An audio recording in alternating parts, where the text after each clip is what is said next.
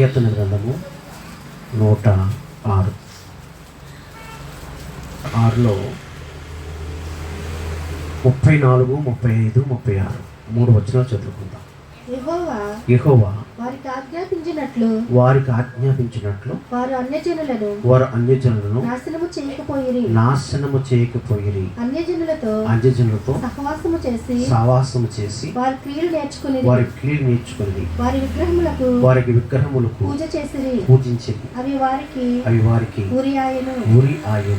చాలు తెలుసు. దేవుని యొక్క వాక్య భాగాన్ని మనం ఈ రోజున ధ్యానించుకోవచ్చు.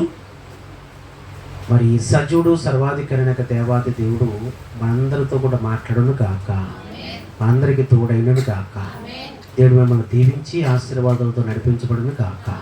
ఆమె తెలియశూద్ర. ఈరోజు మనం గమనించవలసింది, తెలుసుకోవాల్సింది ఏంటంటే, నశించిపోతున్న మనల్ని వెతికి రక్షించాడు ప్రభువైన యేసుక్రీస్తు. రక్షించి తన పరిశుద్ధ రక్తం చేత కట్టబడిన యొక్క సంఘములో మనల్ని నడిపించుకొచ్చి సంఘములో నాటుకున్నాడు. అయితే నాటబడిన మనము ఎలా ఉండాలని ఆశించి నాటుకున్నాడు అంటే, ఫలించాలని, ఒక ఫలాలు ఫలించాలని, ఒక అభివృద్ధిలోనికి రావాలని, మరి అన్ని విషయములు కూడా ఒక ఉన్నతమైన యొక్క స్థాయిలో నిలబడాలన్న ఆశతోటి లోకములోంచి, అంటే నశించిపోతున్న మనల్ని మరి తన యొక్క పరిశుద్ధ రక్తం చేత కడిగి తన యొక్క సార్వత్వమైన సంఘములోని మనల్ని నడిపించుకెళ్ళాడు. కాబట్టి మనం గమనించవచ్చింది, తెలుసుకోవచ్చింది ఏంటంటే, ఎందుకు మనల్ని నడిపించుకొచ్చాడు అంటే దేవుని ఆదరణతోనూ ఆశీర్వాదంతోనూ. అయితే ఇప్పుడు దేవుని ఆదరణతోనూ ఆశీర్వాదముతో సంఘము నిలబడాలి. అర్థమవుతుందండి? సంఘము నిలబడాలి, దేవుని ఆశీర్వాదాలతో నడిపించబడాలి, దేవునికి సహాయంతో నడిపించబడాలి. అన్ని విషయంలో కూడా దేవుడు ఆదరణ కలిగి మనకు తోడుగా ఉండాలి ప్రతి విషయంలో కూడా. అయితే ఈ రోజున చాలామంది యొక్క క్రైస్తవుల యొక్క జీవితంలో అర్థమవుతుందండి, దేవుడు దగ్గరగా ఉన్నాడు అని అంటే పరిశీలన చేసుకుంటే దగ్గరగా లేదంటే ఆయన అర్థమవుతుందండి. దేవుడు తన యొక్క బిడ్డలకి దూరముగానే ఉన్నాడంట. తన బిడ్డలకి దూరముగా ఉండటానికి కారణం ఏంటి అనేది మనం పరిశీలన చేసుకుంటుంటే, ఆలోచించండి, ప్రత్యేకమైన జీవితము లేదు. క్రైస్తవులు అనే వారికి ప్రత్యేకమైన జీవితం లేదు. ప్రత్యేకమైన జీవితం కొరకే ఈ లోకములో ఉన్న వారిని, మనల్ని నశించిన వారిని మనల్ని తీసుకొచ్చి ఆయన సార్వత్వమైన సంఘములకు దేవుడు నిలబెట్టుకున్నాడు. కాబట్టి మనం గమనించవచ్చింది ఏంటంటే, మన జీవితంలోకి శ్రమ అనేది, శోధన అనేది, అనేకమైన భయంకరమైన ప్రమాదాలు అనేవి మన జీవితంలోకి రావడానికి కారణం ఏంటంటే, కేవలము మన చేతులారా మనమే తెచ్చుకుంటున్నాం. అన్నీ కూడా మన చేతులారా మనమే తెచ్చుకుంటున్నాం. ఎందుకంటే ఇక్కడ అంటున్నాడు దేవుడు ఏమన్నాడంటే, యెహోవా వారికి ఆజ్ఞాపించినట్లు వారు అన్యజనులను నాశనము చేయకపోయిరి అన్నాడు. ఇక్కడ ఇది అర్థమవుతుందండి. అన్యజనులను నాశనము చేయకపోయిరి అన్న మాటకి అర్థం ఏంటంటే, అంజల మీద దెబ్బలాటకి వెళ్ళు వాళ్ళని చంపమని కాదు. అంజల్ని అర్థమవుతుంది, వాళ్ళ దగ్గరికి వెళ్ళి యుద్ధానికి వెళ్ళు, వాళ్ళతో పోరాడలో, వాళ్ళని చంపేమనో, వాళ్ళని నాశనం చేయమని చెప్పట్లేదు దేవుడు. ఎందుకంటే అలా చెప్పాడనుకోండి దేవుడు అన్యాయస్తుడు అవుతాడు. ఎందుకంటే దేవుని యొక్క లేఖనాలు ఏం చెప్తున్నాయి? దేవుడు లోకమును ఎంతో ప్రేమించింది. లోకమును అనగా అర్థమవుతుందండి, ఈ లోకములో దేవుని తెలుసుకున్న వారు ఉన్నారు, దేవుని తెలుసుకోలేని వారు కూడా ఉన్నారు. దేవుని నమ్మని వారు ఉన్నారు, దేవుని నమ్మని వారు కూడా ఉన్నారు. కాబట్టి అర్థమవుతుందండి, దేవుడు లోకమును ప్రేమించాడంటే దేవుడు అర్థమవుతుందండి, దేవుని నమ్మిన వారిని ప్రేమిస్తున్నాడు, దేవుని నమ్మని వారిని కూడా ప్రేమిస్తున్నాడు. ఆ వాక్యము మరి నిరాకరణమైపోద్ది కదా. అంజనులను చంపేయండి, వాళ్ళని నాశనం చేయండి అని చెప్పేసి అన్న యొక్క మాటకి అర్థం ఏంటంటే, అర్థమవుతుందండి, గమనించండి, అంజనులలో ఉన్నది ఏంటంటే తెలుసండి, లోక ఆచారం, లోక సంబంధమైన భయంకరమైన పద్ధతులు, మూఢాచారాలు ఉన్నాయి. లోకంలో మూఢాచారాలు ఉన్నాయన్నమాట. ఆ మూఢాచారాలు అనేవి అర్థమవుతుందండి, ఎప్పుడైతే ప్రభువైన యేసుక్రీస్తు రక్తం చేత కడగబడి ఆయన యొక్క సార్వత్వమైన సంఘములకు ఎప్పుడైతే మనము చేర్చబడ్డామో అర్థమవుతుంది, ఆ క్షణం మొదలుకొని లోక సంబంధమైన ఆ మూఢాచారాలని, మూఢనమ్మకాలని, మూడో యొక్క భయంకరమైన పరిస్థితులని అవన్నీ విడిచిపెట్టేయాలి అనమాట. అవి విడిచిపెట్టేసి దేవునికి నమ్మకముగా ఉండాలన్నమాట. దేవునికి నమ్మకముగా ఉన్నప్పుడు అర్థమవుతుందండి, నమ్మకమైన వారికి దేవుళ్ళు మెండుగా కలిగిస్తాయని చెప్పేసి అన్నాడు. అయితే ఈ రోజున క్రైస్తవుల యొక్క జీవితము, క్రైస్తవుల యొక్క బ్రతుకు అనేది ఎలా కనబడుతుంది అనేది మనం పరిశీలన చేసుకుంటే చాలా భయంకరంగా కనబడుతుంది. ఎలాగుందంటే క్రైస్తవులకి లోకంలో ఉన్న వారికి అసలు తేడా కనబడట్లేదు. అసలు క్రైస్తవులకి అర్థమవుతుందండి, అంజనులకి అసలు ఏమాత్రం కూడా తేడా కనబడట్లేదు. ఇంకా వాళ్ళు అర్థమవుతుంది, క్రైస్తవులు కూడా యేసు రక్తంలో కడగబడిన వారు కూడా క్రైస్తవులు కూడా అర్థమవుతుందండి ఒకే రకంగా బ్రతుకుతున్నారు. అలా బ్రతుకుతున్నప్పుడు, అలాగా నడుచుకుంటున్నప్పుడు, అలా జీవిస్తున్నప్పుడు దేవుడు ఏం చేస్తున్నాడు? ఇప్పుడు వారి నాశనానికి అప్పచెప్తున్నాడంట చేతులారా. వారి జీవితాలని, వారి యొక్క కుటుంబాన్ని నాశనానికి అప్పచెప్తున్నాడంటే ఇక్కడ అంటున్నాడు. ఏమంటాడంటే, యెహోవా వారికి ఆజ్ఞాపించినట్లు వారు అన్యజనులు నాశనము చేయకపోయిరి, అన్యజనులతో సావాసం చేసి వారి కీలును నేర్చుకుని. చూసారా ఎలా ఉండాలండి? దేవుడు తన స్వరత్వముతో దేవుడు కడిగి తన యొక్క సర్వత్వములకు సంఘములు ఏర్పరచుకున్నాడు. దేవుడు ఒక ప్రత్యేకమైన జీవితం జీవించాలని, లోకములో ఉన్నవారులాగా ఉండడమని కాదు, లోకములో ఉన్నవారు బ్రతుకున్నట్లుగా బ్రతకటం కాదు, లోకములో ఉన్నవారు జీవించినట్లుగా జీవించడం కాదు, ఒక ప్రత్యేకమైన జీవితం. అర్థమవుతుందండి. శుక్రవారం చెప్పారు కదా అని చెప్పేసి అనుకుంటున్నామో, అర్థమవుతుందండి. శుక్రవారం చెప్పిన దానికి ఇప్పటికి డబల్ తేడా ఉంటుంది తెలియశుద్ధిగా.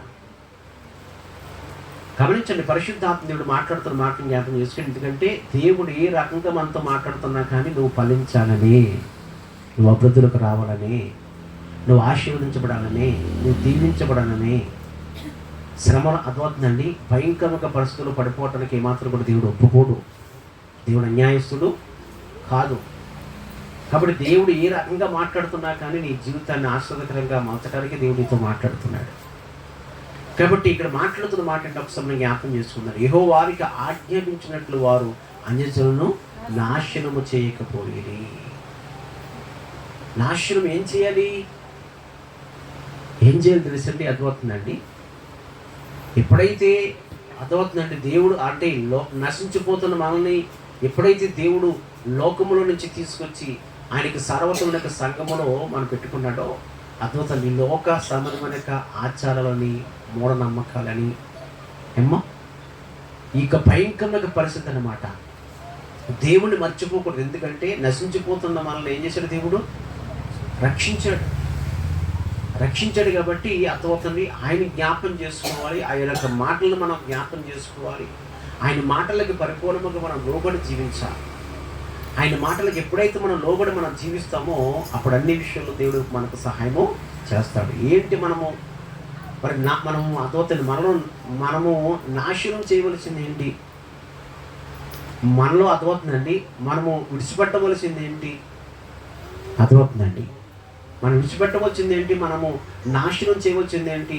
వాళ్ళని ప్రతి విషయంలో కూడా అది విడిచిపెట్టవలసింది ఏంటంటే అర్థమవుతుందండి, దేవునికి ఆయాసకరమైనది ఏదైతే ఉందో అది మనలో నుంచి తీసేసుకోవాలి. దేవునికి ఆయాసకరమైనది ఏదైతే ఉందో అది మన నుంచి వేరుపరిచేసుకోవాలి. ఇంకా అవి మాత్రము కూడా ఆ భయంకరమైన ఛాయలు కానీ, ఆ భావాలు కానీ, ఆ ఆలోచనలు కానీ, ఆ తలంపులు కానీ, ఆ ఉద్దేశాలు కానీ ఏమాత్రం కూడా ఉండకూడదు. అవి అర్థమవుతుందండి. అది యేసుక్రీస్తు నామమున ఇచ్చి పాత్రలకి అప్పచెప్పబడును కాక. అర్థమవుతుందండి. అసలు వేరు కూడా ఉండకూడదు. అర్థమవుతుందా? వేరు కూడా ఉండకూడదు. ఈరోజు చూడండి, ఆలోచించండి. ప్రతి విషయంలో కూడా అర్థమవుతుందండి. అసలే అన్యజనులకి అర్థమవుతుంది, క్రైస్తవులకు తేడా లేకుండా పోయింది. ఇప్పుడు అన్యజనులకి అర్థమవుతుందండి, క్రైస్తవులకు అసలు ఏమాత్రం తేడా లేకుండా అర్థమవుతుందండి. లోకములో ఉన్నవారు ఉన్నట్లుగానే మాట్లాడుతున్నారు, లోకములో ఉన్నవారు చేసినట్లుగానే చేస్తున్నారు. ఎందుకు అంటే ఒక ప్రత్యేకమైన జీవితం లేదు, ఒక ప్రత్యేకమైన బ్రతుకు లేదు. ఇక్కడ ఖచ్చితంగా చెప్తున్నాడు. అర్థమవుతుందండి. అన్యజనులతో సావాసం చేసి వారి క్రియలను నేర్చుకుని. అర్థమవుతుందా? వారి క్రియలు నేర్చుకుంటున్నారు. పదే చెప్పక్కర్లేదు, వారి క్రియలు ఏంటో మీకు తెలుస్తాయి. అర్థమవుతుందండి. ఎందుకంటే కొంతమంది చేస్తున్నారు కాబట్టి. కొంతమంది చేస్తున్నారు కాబట్టి అర్థమవుతుందండి. ప్రతి విషయంలో కూడా అవి మీకు ఏంటో తెలుస్తుంది. తెలియశూద్ర ఏ శుభకార్యానికి వెళ్ళన్నా అర్థమవుతుందండి. మరి శుభముహూర్తాలని, సమయాలని, గడియాలని చూసుకుంటాము. ఏదైనా సరే అర్థమవుతుంది. ఒక శుభముహూర్తం ఏది వ్యాపారం పెట్టాలన్నా, ఇంకోటి చేయాలన్నా, ఏది చెయ్యాలన్నా ప్రతి విషయంలో కూడా అర్థమవుతుందండి. ఒక మూఢ ఆచార ప్రకారమని తప్ప అర్థమవుతుందండి. దేవుని యందు విశ్వాసం ఉంచి, నమ్మకం ఉంచి, దేవుని యొక్క కార్యము కొరకు ప్రార్థన చేసేవారు ఎవరు లేరు. దేవుని యొక్క కార్యం కొరకు కనిపెట్టేవారు ఎవరు లేరు. దేవుని యొక్క ఆదరణ కొరకు కనిపెట్టి ప్రార్థన చేసేవారు లేరు. అర్థమవుతుందండి. వారు బలిపెట్టాలు కట్టుకునేవారు లేరు. ఈ రోజున అర్థమవుతుందండి. చాలామంది యొక్క బలిపెట్టాలు పడిపోయి, బలిపెట్టమనగా నేను అర్థం తెలుసండి, ప్రార్థన. ఆ బలిపీఠాలు అర్థమవుతుంది. నిజంగా కూడా దేవుని కార్యాలు ఏంటో, దేవుని యొక్క మేలు ఏంటో మర్చిపోయావు నువ్వు. మర్చిపోయి బ్రతుకుతున్నావు నువ్వు. హృదయ కాఠిన్యం చేసేసుకున్నావు నువ్వు. మేము లోబడలేకపోతున్నాము అన్న ఒక ప్రేరేపణ కానీ, మంట కానీ, ఒక కలరము కానీ నీలో ఉండలేదంటే ఈ హృదయం కఠినమైపోలేదా? ఎన్నడూ కూడా అర్థమవుతున్న తిప్పని అప్పమోలే మారిపోయింది కదా నీ హృదయము. ఎందుకు దైవజనులు ఎందుకు చెప్తున్నారు మాటలు? క్రమం ప్రకారం ఎందుకు రమ్మంటున్నారు? క్రమం ప్రకారం ఎందుకు రమ్మంటున్నారు అనేక ఆలోచించండి. ఏమాత్రము కూడా ఒక మంట, ఒక కలవం అనేది నీలో కనబడట్లేదు. అర్థమవుతుందండి. ఏదో మొక్కుబడికి వచ్చినట్లుగా వస్తున్నాం, వెళ్ళిపోతున్నామే తప్ప అర్థమవుతుందండి. అసలు ఏమాత్రం కూడా ఒక పద్ధతి, ఒక పాడంటూ లేకుండా పోతుంది నీ జీవితంలో. అందుకే నీ జీవితంలో ఏ శ్రమ వచ్చినా, ఏ శోధన వచ్చినా, ఏ నింద వచ్చినా, ఎటువంటి అవమానం వచ్చినా, ఎటువంటి భయంకరంగా వ్యాధి వచ్చినా కానీ దేవుడు చూస్తున్నట్లు వెళ్ళిపోతున్నాడు. అంతే. పట్టించుకోవట్లేదు, నిన్ను పట్టించుకోవట్లేదు, అసలే చూడనట్టుగా వెళ్ళిపోతున్నాడు అంతే. ఎందుకు అంటే అర్థమవుతుందండి. సామెతల గ్రంథంలో 1వ వచనంలో ఉంటుంది వాక్యము, నేను పిలవగా నువ్వు వెనకపోతివి, నేను గద్దించగా నువ్వు లోబడకపోతివి. అర్థమవుతుందండి. నేను పిలుస్తున్నప్పుడు నువ్వేం చేస్తున్నప్పుడు నిర్లక్ష్యం చేస్తున్నావు. నువ్వు నిర్లక్ష్యం చేస్తున్నప్పుడు, అశ్రద్ధ చేస్తున్నప్పుడు, ఆయన గద్దిస్తున్నప్పుడు, లోబడలేనప్పుడు అర్థమవుతుందండి. అప్పుడు నీకు ఏదైనా శ్రమ వచ్చినప్పుడు, నీకేదైనా భయంకరంగా శోధన వచ్చినప్పుడు అర్థమవుతుందండి. శ్రద్ధగా వెతుకుతావంట, శ్రద్ధగా ప్రార్థన చేస్తావంట, శ్రద్ధగా ఎంతో దేవుని సందులో విజ్ఞాపన చేస్తావంట. కానీ ఆయన ఏమాత్రం కూడా అర్థమవుతుంది పట్టించుకోవట్లేదు. ఇప్పుడు అంటాడు చూడండి, శ్రమ కలగగా నేను గద్దెంపగా లోబడకపోతేవి కాబట్టి నీకు అపాయం వచ్చినప్పుడు నేను నవ్వుతాను, నీకు భయం వచ్చినప్పుడు నేను అపహాసం చేస్తున్నాను. భయము నీ మీదకి తుఫాను వలె వచ్చినను, సుడిగాలు వచ్చినట్లు నీకు అపాయం కలిగినప్పుడు, మీకు కష్టమును దుఃఖమును ప్రార్థించినప్పుడు నీకు అపహాసము చేస్తున్నాను అన్నాడు. అర్థమవుతుందండి. ఎందుకు చేస్తున్నాడు ఆయన? ఎందుకు నీకు సమీపం ఉండట్లేదు ఆయన? ఎందుకు నీకు లోబడట్లేదు? అన్ని విషయంలో ఎందుకు నీకు సహకారం ఉండట్లేదు ఆయన? సహకారం ఉండకపోవడానికి కారణం తెలుసండి. అర్థమవుతుందండి. నీ బలిపెట్టును కర్రంగా కట్టుకుపోవటమే, నువ్వు లోబడకపోవటమే, నువ్వు దేవునికి అన్ని విషయంలో దేవుని యందు భయభక్తులు కలిగి జీవించకపోవటమే. అర్థమవుతుంది. ఎన్నిసార్లు గద్దించినా కానీ నీ హృదయం కఠినమైపోతుంది. దేనిశోత్తురా, ఎన్నిసార్లు గద్దించినా కానీ అర్థమవుతుందండి, హృదయం కఠినమైపోతుంది. కానీ అర్థమవుతుందండి, వాళ్ళకి నీకు అసలు ఏం తేడా లేదు. అసలే ఒక క్రమం లేదు, ఒక పాడు లేదు. అర్థమవుతుందండి. దేవుని యొక్క సన్నిధులు ఎలా ఉన్నామంటే అర్థమవుతుందండి, దేవుని యొక్క సన్నిధులు ఎలా ఉన్నామంటే ఎక్కడేసిన గొంగలి అక్కడే ఉన్నట్లుగా ఉన్నాం అంతే. అర్థమవుతుందండి. పాస్టకరంగా అలాగే చెప్తారు, మన కష్టాలు ఏం తెలుసు, మన బాధ ఏం తెలుసు అన్నట్లుగా ఉన్నాం. అర్థమవుతుందండి. నీ కష్టాలు, నీ యొక్క ఇబ్బందులు, నీ యొక్క శోధలు అర్థమవుతుంది. నాకు తెలకపోయినా కానీ దేవుడికి తెలుసు. నమ్ముతున్నాను అది. నీ కష్టాలు ఏంటో, నీ శ్రమలు ఉంటే, నీ సోదరులు అంటే, నీ ఇబ్బందులు ఏంటో దేవుడికి తెలుసని నమ్ముతున్నావా? మరి నమ్ముతున్నప్పుడు నువ్వేం చేయాలి? ఇప్పుడు నిజంగా ఆయన నమ్మితే కనుక నా కష్టాలు, నా శ్రమలు, నా సోదరులు చూసుతున్న దేవుడు కనుక ఆయన తెలుసు కాబట్టి అర్థమవుతుందండి. ప్రతి విషయంలో ఇప్పుడు నీ భారమంతా కూడా ఇప్పుడు ఏం చేయాలి? ఆయన మీద పెట్టేయాలి. ఆయన మీద పెట్టేసి అర్థమవుతుందండి. నువ్వు ముందుకు కొనసాగుతున్నప్పుడు ఏం చేస్తాడు దేవుడు? నీ కష్టాలు తీరుస్తాడు, నీ శ్రమలు తీరుస్తాడు, నీ శోధనలు తీరుస్తాడు, నీ ఇబ్బందులన్నీ కూడా దేవుడు తీర్చేస్తాడు. ధనిక్షేత్తుల మాటను జ్ఞాపకం చేసుకోండి. ఎందుకంటే యాకోబు తండ్రి ఆశీర్వాదాన్ని తీసుకున్నాడు. తండ్రి ఆశీర్వాదాన్ని తీసుకున్నాడు. అన్నగారిని మోసగించాడు, తండ్రిని మోసగించాడు. మోసగించి అర్థమవుతుందండి. తండ్రి ఆశీర్వాదాన్ని తీసుకుని అలా అతను ఏం చేస్తున్నాడంటే తెలుసండి, లాబాను యొక్క ఇంటికి, తన మామైన లాబాను యొక్క ఇంటికి వెళ్ళిపోతున్నాడు.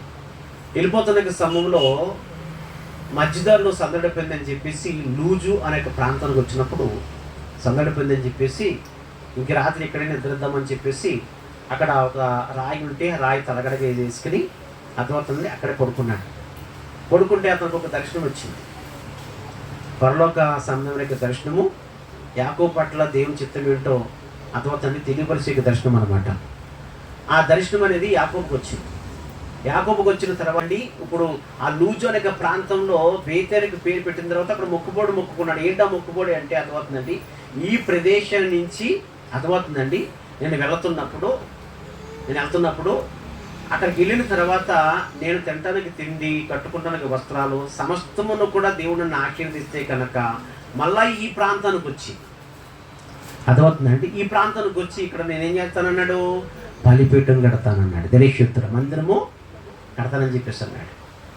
దేవుడిని ఆశీర్వదించి దేవుడు నన్ను దీవించి అర్థమవుతుందండి నాకు అన్ని విషయంలో కూడా ఒక ఉన్నతమైన స్థాయిలో దేవుడు నన్ను నిలబెడితే కనుక మళ్ళీ ఈ ప్రాంతానికి వచ్చి నేను వెంటనే ఈ ప్రాంతానికి వస్తాను.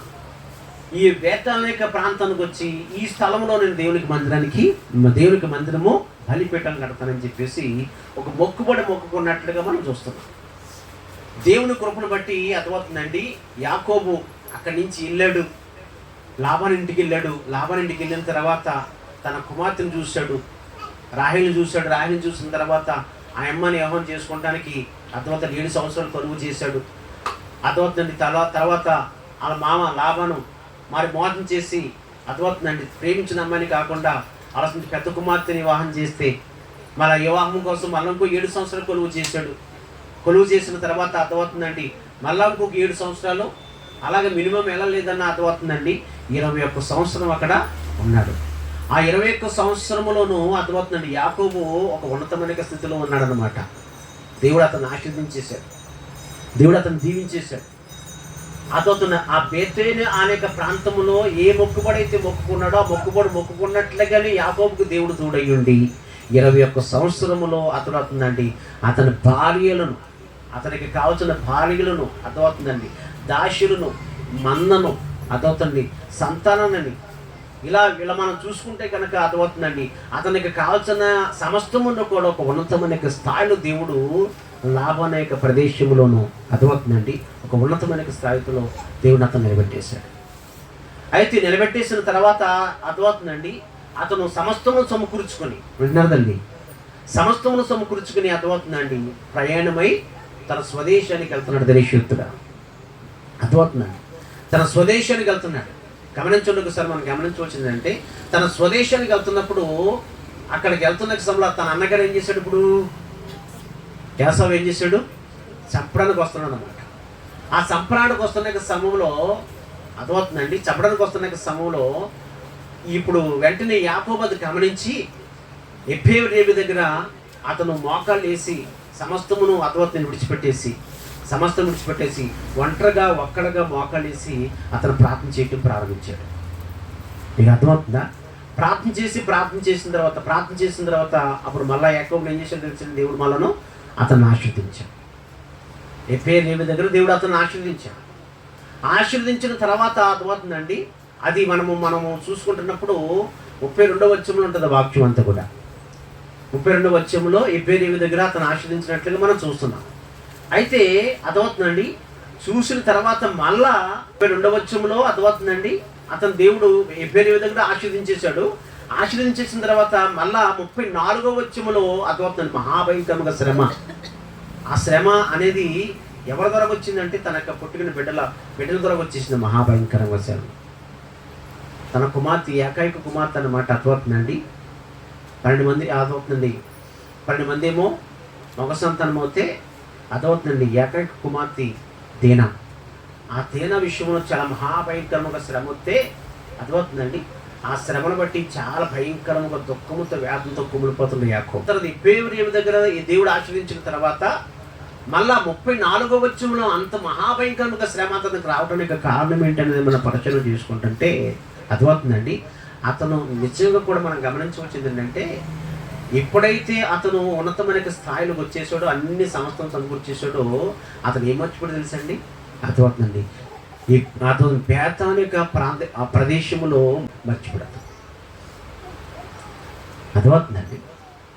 బేతేలు యొక్క ప్రాంతంలో ఏ మొక్కుబడైతే మొక్కుకున్నాడో ఆ మొక్కుబడిని మర్చిపోయాడు అతను. యాకోబు అర్థమవుతుందండి చాలా ఘోరమైన భయంకరముగా తప్పు చేశాడనమాట. ఆ తప్పును బట్టి అర్థమవుతుందండి మహాభయంకరముగా శ్రమ అతనికి వచ్చింది. ఎంత భయంకరముగా శ్రమ తెలుసండి?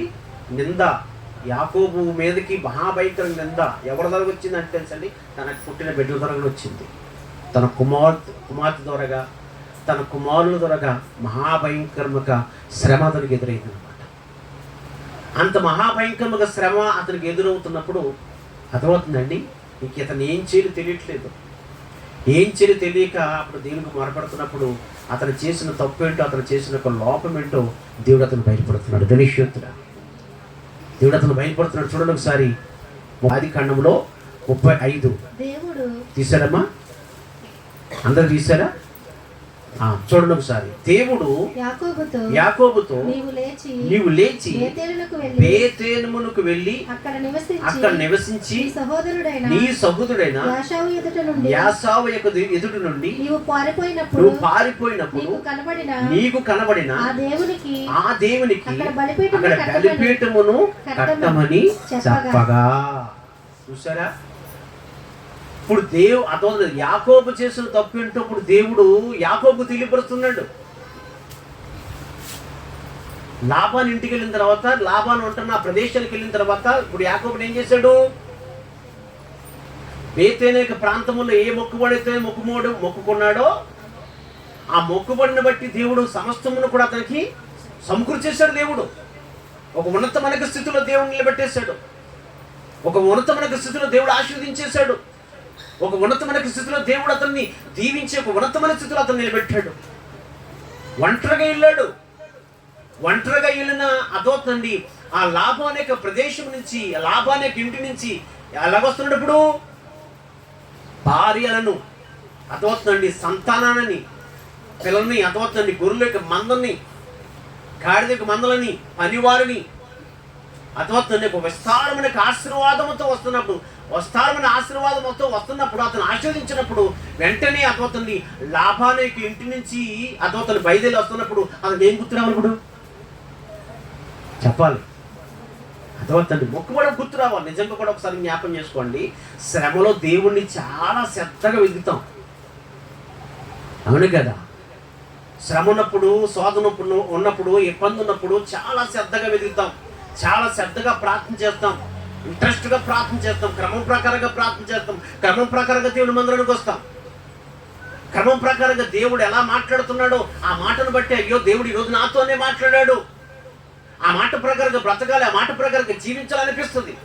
ఎప్పుడు అంటే శ్రమలోను నిజంగా కూడా దేవుడు నాతో మాట్లాడాడు, ఆ మాట అర్థమవుతుంది, ఆ మాట ఆ మౌను అటువంటి జీవితం నా జీవితంలో ఉంది కాబట్టి, ఆ బ్రతుకు నా బ్రతుకులో ఉంది కాబట్టి, ఆ భయంకరమైన బ్రతుకు నా జీవితంలో ఉంది కాబట్టి ఈ శ్రమ నాకు రావడానికి కారణము, ఈ శోధన నాకు రావడానికి కారణము, ఈ ఇబ్బంది నాకు రావడానికి కారణము అని శ్రమలో అర్థమవుతుందండి. దేవుని యొక్క మాటని యాదవాక్కుగా పెట్టుకుని చాలా శ్రద్ధగా ప్రార్థన చేస్తాం, చాలా శ్రద్ధగా దేవుని సందుకు వస్తూ ఉంటాం.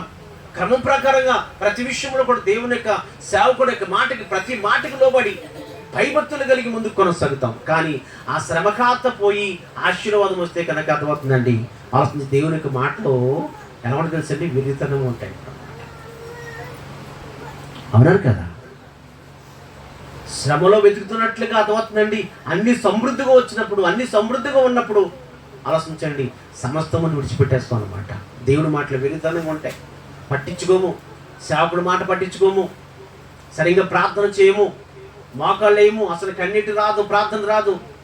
అన్నీ కలుగున్నప్పుడు, అన్నీ బాగున్నప్పుడు అర్థమవుతుందండి అనేక రకాలుగా మనం తిరుగుతూ ఉంటాం అన్నమాట. తెలియదా? ఇప్పుడు యాకోబు పరిస్థితి ఏంటి? ఇప్పుడు శ్రమలో ఉన్నప్పుడు, ఆ బేతేలిక ప్రాంతం వచ్చినప్పుడు, లూజు అనే ప్రాంతానికి వచ్చినప్పుడు అర్థమవుతుందండి. అతను మొక్కుకున్నప్పుడు అసలే అర్థమవుతుందండి. ఆ ప్రదేశానికి, ఆ ప్రాంతానికి నామకరణం కూడా పెట్టేశాడు.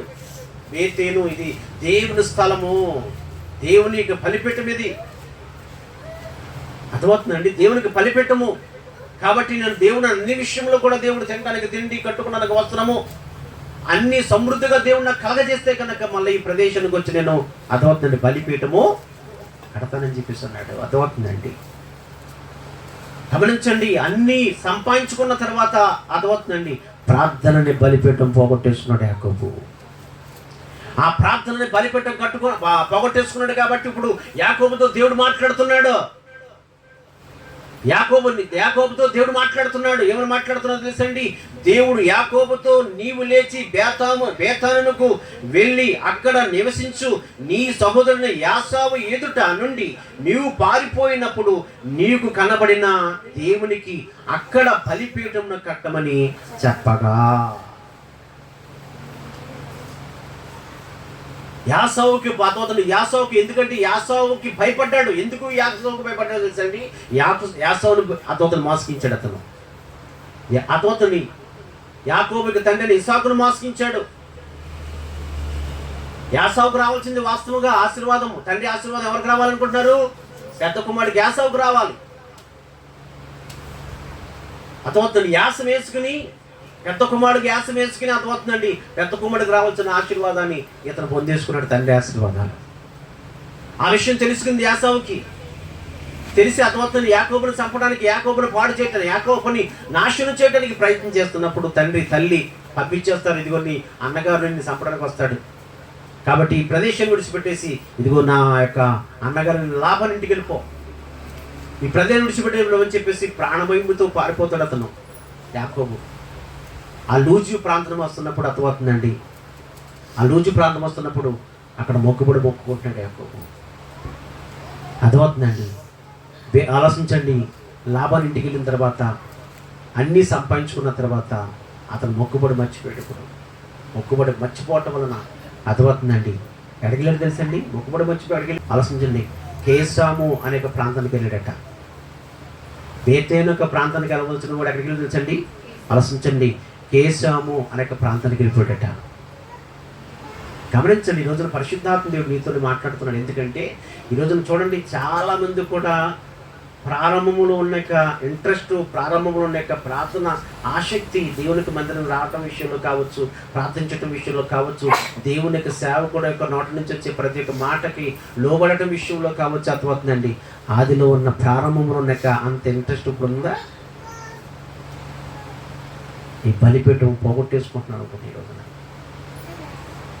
బలిపీఠం పోగొట్టేసుకున్నాం. యాకోబు బలిపీఠం పోగొట్టేసుకున్నాడు. అందుకని యాకోబు దేవుడు అతనితో మాట్లాడుతున్నాడు, నీ బలిపీఠం కట్టెక్కడా? ఏ ప్రదేశంలో అయితే నీ బలిపీఠం కడతానో అక్కడ నీ బలిపీఠం కట్టుకో, అక్కడ బలిపీఠం కట్టు, అక్కడికి వెళ్ళి అని యాకోబుతో దేవుడు మాట్లాడుతున్నాడు. బలిపీఠం కట్టుకుంటాం ఏంటి? బలిపీఠం కట్టుకుంటాం ఏంటి? అవునండి, ఆలోచించండి. ఆశీర్వాదం వచ్చిన తర్వాత, దేవుని వచ్చిన తర్వాత దేవుని మాట కూడా దేవునికి మాట కూడా నెరవేర్పులో మర్చిపోతారు జనం. అందుకు కూడా అదనిషత్తుట. అందుకని ప్రారంభంలో చెప్పిన మాట తెలుసండి, యెహోవా వారికి ఆజ్ఞాపించినట్లు వారు అన్యజనులను నాశనము చేయకపోయిరి.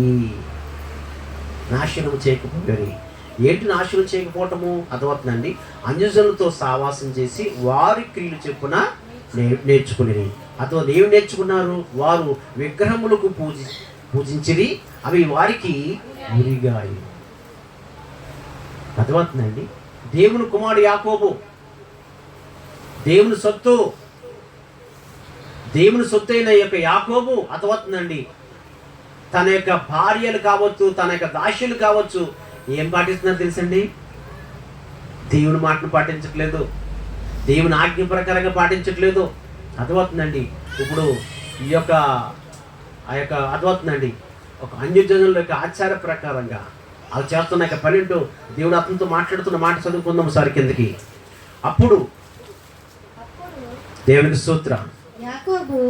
చదవమ్మా. తన ఇంటి వారితోను తన తన యొద్దనున్న వారందరితోను తన యొద్దనున్న వారందరితోను మీ యొద్దనున్న అన్య దేవతలను అన్య దేవతలను పారవేసి మిమ్మును మీరు శుద్ధిపరచుకొని మీ వస్త్రములను మార్చుకొనండి. గట్టిగా చప్పట్లు కొట్టి దేవుని పడతాం. దర్శోత్ర ఏం చేస్తానంటే వీళ్ళు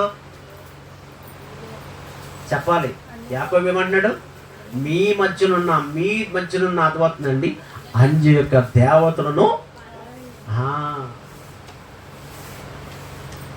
తెచ్చుకొద్దాం అర్థమవుతుందండి. చేయకూడని పని చేస్తున్నారు వీళ్ళు. ఇప్పుడు ఎవరో యాకోబు యొక్క భార్యలు అర్థమవుతుందండి. గద్దించలేడా? బుద్ధి చెప్పలేడా? అలా బుద్ధి చెప్పక అర్థమవుతుందండి. గర్తించక ఆలోచించండి. ఇప్పుడు అతని జీవితంలో ఏం తెచ్చుకున్నాడు తెలుసండి? నాశనం తెచ్చుకున్నాడు, అపకీర్తి తెచ్చుకున్నాడు, అవమానం తెచ్చుకున్నాడు, యాతన తెచ్చుకున్నాడు. ఒక భయంకరమైన పరదేశములో ఒక నింద తెచ్చుకున్నాడు అనమాట. యాకోబు యొక్క కుమార్తె కావచ్చు, యాకోబు యొక్క కుమారులు కావచ్చు నరహంతకులు అని పరదేశములో అన్యజనుల యొక్క మధ్యన ఒక అపకీర్తి, ఒక పేరు తెచ్చుకున్నాడు అతను యాకోబు. ఆ భయంకరమైన పేరు ఎప్పుడైతే తెచ్చుకున్నాడో అప్పుడు అర్థమవుతుందండి. ఆ యొక్క ప్రదేశములో మోకళ్ళేసి ప్రార్థన చేస్తున్నప్పుడు ఆ యాకోబులో ఉన్న యొక్క లోపం ఏంటో, అతను చేసిన తప్పు ఏంటో తనకు దేవుడు బయటపడుతున్నాడు. ఇదిగోని వెంటనే ఏ ప్రదేశంలో అయితే నువ్వు ఏ మొక్కుకున్నావో ఆ పేటానికి వెళ్ళి నీ బలిపెట్టం కొట్టుకోమన్నాడు ఆయన. ఏంటి బలిపెట్టమంటున్నాడు? యాకోబు అన్నాడు. ఇప్పుడు ఏమన్నాడు తెలుసండి? మీ మధ్యనున్న ఆ విగ్రహములను పారవేయండి. దానివలనే ఈ యొక్క అపకీర్తి, దానివలనే ఈ నష్టము, దానివలనే ఈ యొక్క భయంకరమైన శోధన మనకు రావడానికి కారణము. అందుకని మీరు అర్థమవుతుంది అవి తీసివేసి అవి పారవేసి మీ వస్త్రములను అర్థమవుతుంది మార్చుకోండి. మీరు పరిశుద్ధపరచబడండి. మన జీవితంలో అర్థమవుతుంది దేవుని ఆదరణ, దేవుని ఆశీర్వాదం అనేది మనం పొందుకోవాలంటే కనుక మన బ్రతుకులు మార్చుకోవాలి, మన జీవితాలు మార్చుకోవాలి. ఎందుకంటే ఆయన పరిశుద్ధుడు కనుక అర్థమవుతుందండి. మనము కూడా ఆయన కోరుకునేది ఏం తెలుసండి? ఆయన పరిశుద్ధుడు కనుక మనమును పరిశుద్ధంగా ఉండాలని కోరుకుంటున్నాడు.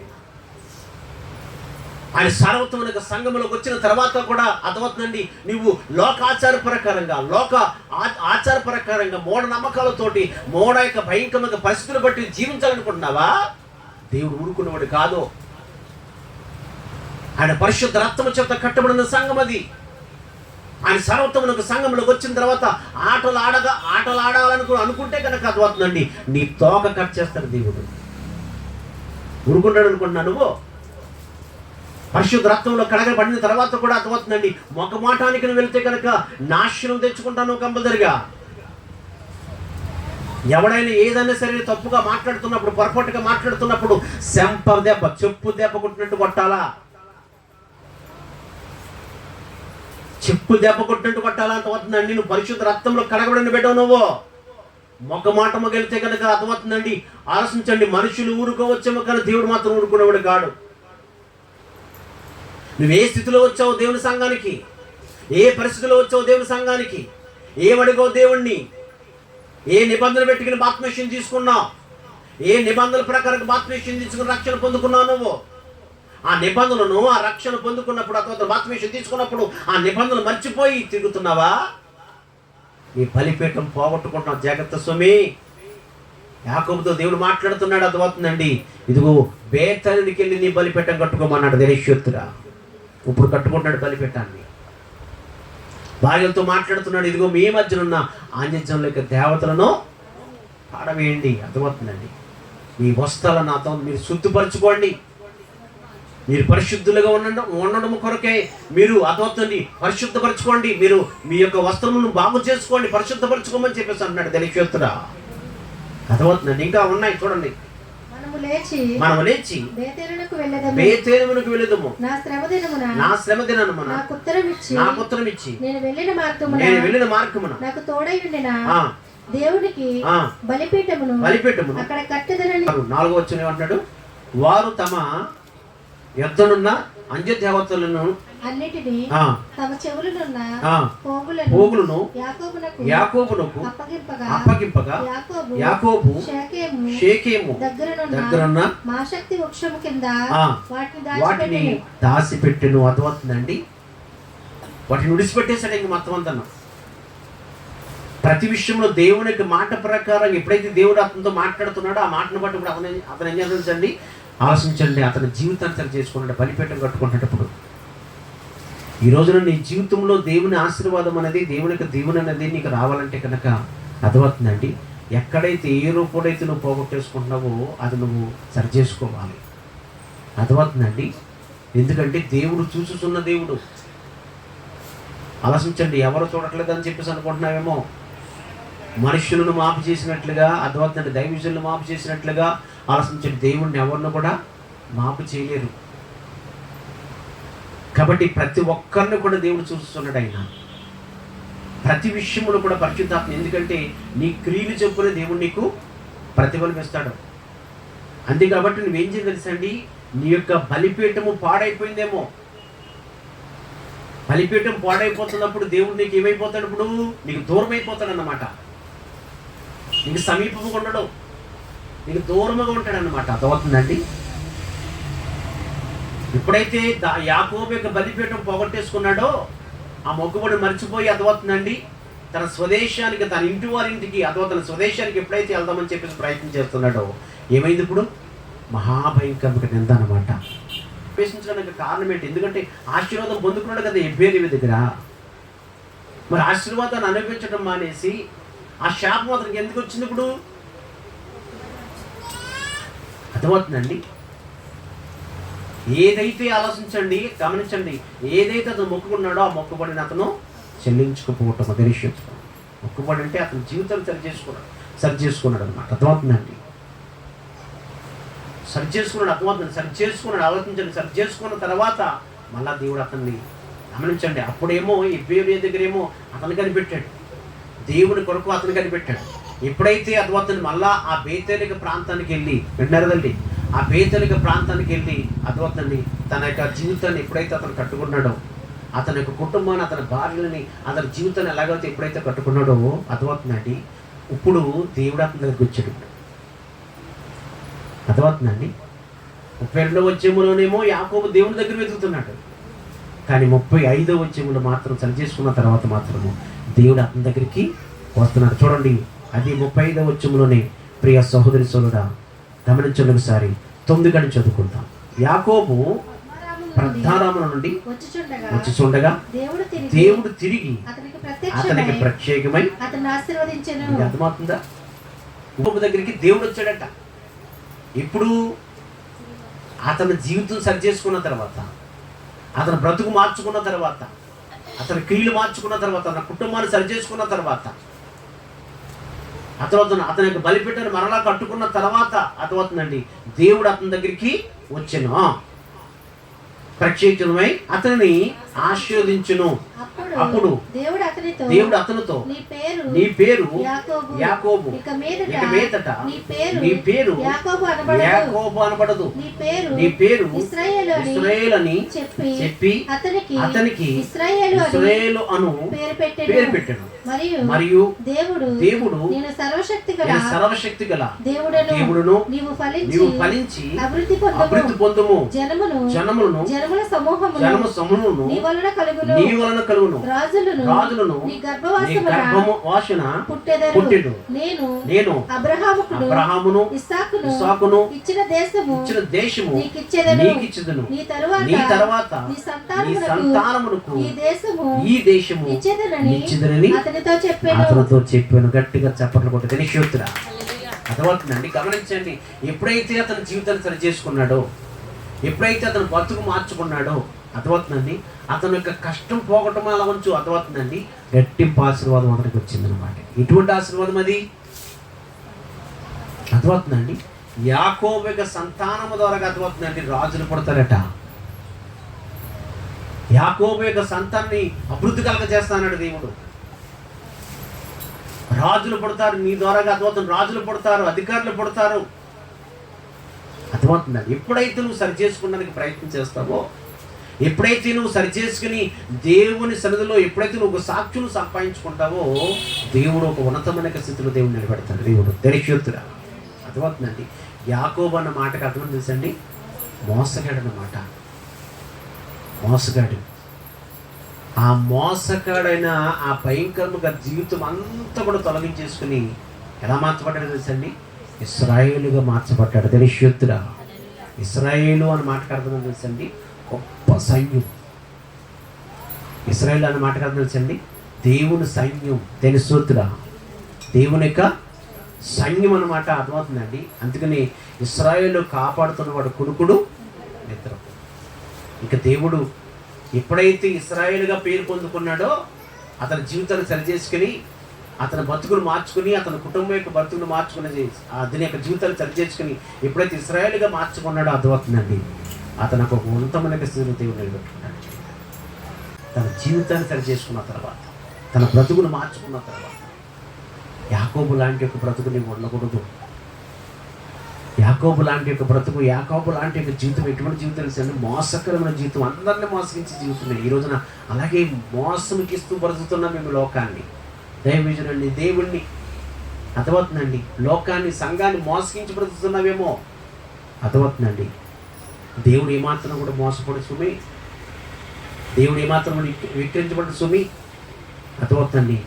మోసకిస్తున్నావంటే నువ్వు మోసపోతావేమో తప్ప దేవుడు ఏమాత్రం కూడా మోసపోవడం. దేనిశోత్తురా అర్థమవుతుందండి. ఈ రోజున గమనించవలసింది, తెలుసుకోవాల్సింది ఏంటంటే యాకోబు బలిపీఠం కట్టుకున్నాడు. అర్థమవుతుందండి. దేవుడు నీకు దూరంగా ఉన్నాడంటే కారణం ఏంటి? ఇప్పుడు యాకోబుకు దేవుడు దూరంగా ఉన్నాడంటే కారణం ఏంటి? యాకోబు బలిపీఠం ఏమైపోయింది? పాడైపోయింది. అది పాడైపోయింది. ఎప్పుడైతే దేవుని మాట విని ఆ మాట ప్రకారంగా అతను వాళ్ళ బేతేరికి వెళ్ళి అతను బలిపీఠం ఎప్పుడైతే కట్టుకున్నాడో మళ్ళీ అతని జీవితం ఎలా మార్చబడ్డది? ఆశీర్వాదకరంగా మార్చబడ్డది అనమాట. అలాగే నీ జీవితంలో కూడా అర్థమవుతుందండి. దేవుడు దూరముగా ఉంటే నీ జీవితంలో అనేకమైన శ్రమలు, శోధనలు, నిందలు, అవమానాలు, అపకీర్తులు, ఆయన భయంకరముగా శ్రమలు, ఆయన భయంకరముగా అనారోగ్యాలు, ఎంత వైద్యం చేయించుకున్నా కానీ శరీర వైద్యం అర్థమవుతుంది సరిగ్గా నీకు ఆరోగ్యం లేకుండా మందుల ధర మందులైపోతుంది. నీ బ్రతుకు, నీ యొక్క దేహము అనారోగ్యం అలాగే ఉంటుంది. నీ పరిస్థితులన్నీ కూడా తారుమారుగా ఉంటున్నాయి. కారణం ఏంటంటే దేవుడికి దూరంగా ఉన్నాడు. దేవుడికి దూరంగా ఉండడానికి కారణం ఏంటి? నీ బలిపీఠము పాడైపోయింది. కాబట్టి అర్థమవుతుంది. నీ స్థితిగతులు మార్చబడాలంటే కనుక మొత్తం నీ బలిపీఠం కట్టుకో.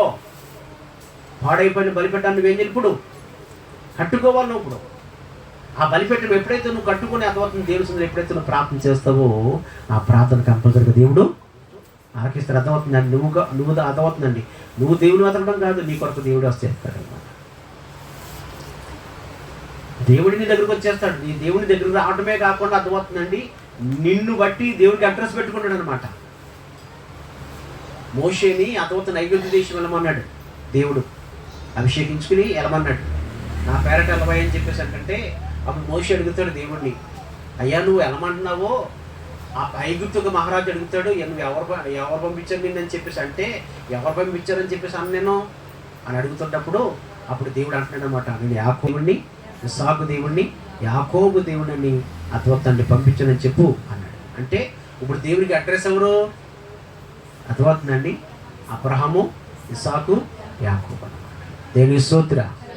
చూసారా, ఎప్పుడైతే యాకోబు తన బలిపీఠం కట్టుకున్నాడో దేవుని అడ్రస్గా మారిపోయి గట్టిగా చెప్పడం తెలియరా. ఆ రీతిలో ఉండాలి. నువ్వు ఆ రీతిలో ఉండాలి. అర్థమవుతుందండి. దేవుని మందిరానికి వెళ్తుందంటే పలానా మాత్తమ్మ ఎక్కడుంది అని చెప్పేసి అంటే పలానా చోట ఉందండి, ఆవండి నేను తీసుకెళ్తానండి అని చెప్పేసి అర్థమవుతుందండి. ఆలోచించండి, నువ్వు ఎక్కడున్నావో ఆలోచించండి. ఆ అడ్రస్ తెలియని వారు అడుగుతున్నప్పుడు నువ్వు ఎక్కడున్నావో ఆ వ్యక్తి తీసుకురావు నీ దగ్గరికి. అర్థమవుతుందండి. వాళ్ళ మాత్తమ్మ ఎక్కడుందండి, ఆమెండే చే ఆమె బ్రతుకు చేశాను మీకు. ఆవిడ ప్రార్థనకి వెళ్తుందండి. అసలు ప్రార్థనకి వెళ్ళి ఆ క్రీస్తుకున్న గుణాలు ఒక గుణం లేదండి ఆవిడికి అని అర్థమవుతుందండి. వచ్చిన వారికి చెడిగా చెప్పకూడదు. వాళ్ళు ఒక అడ్రస్గా మార్చబడాలి. నువ్వు దేనిశోత్తురా. అర్థమవుతుందండి. ఆ అడ్రస్గా మార్చబడాలంటే కనుక అర్థమవుతుందండి. ఇప్పుడు నీ బలిపెట్టు నువ్వు కట్టుకోవాలన్నమాట. ఏంటా బలిపెట్టడం తెలుసండి? ప్రార్థన. ప్రార్థన. నీ జీవితం మార్చబడాలన్నా, నీ జీవితం ఒక ఆశీర్వాదకరంగా నిలబడాలన్నా అర్థమవుతుందండి. ఆలోచించండి. ప్రతి విషయంలో కూడా ఒక సాక్ష్యం సంపాదించుకోవాలి. ఒక బలిపీఠం కట్టుకోవాలి. పాడైపోయిందని బలిపీఠం. ఈ రోజున సంఘంలో చాలామంది ఒక బలిపీఠం పాడైపోయింది. ఆ బలిపీఠంలో కట్టుకోవడం. యాకోబు బలిపీఠం పాడైపోయింది. దేవునికి ప్రార్థన చేస్తున్నప్పుడు దేవుడు చెప్తున్నాడు, బలిపీఠం పాడైపోయింది, బేతుల్లోకి వెళ్ళి ఆ బలిపీఠం కట్టుకో.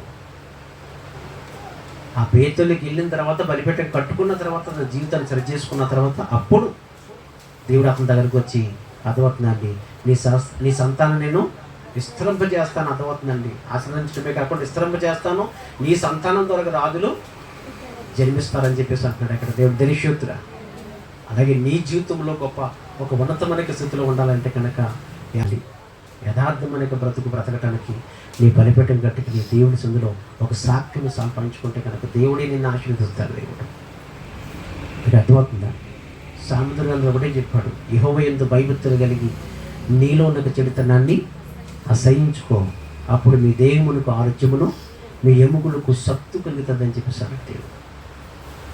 కాబట్టి గ్రహించుకొని ఈ విన్న వాక్యాన్ని బట్టి దేవుడికి మహిమకరమైన జీవితాన్ని జీవిద్దాం. దేవుడు మిమ్మల్ని, మీ కుటుంబాన్ని దీవించి ఆశీర్వాదంతో నింపుడుగా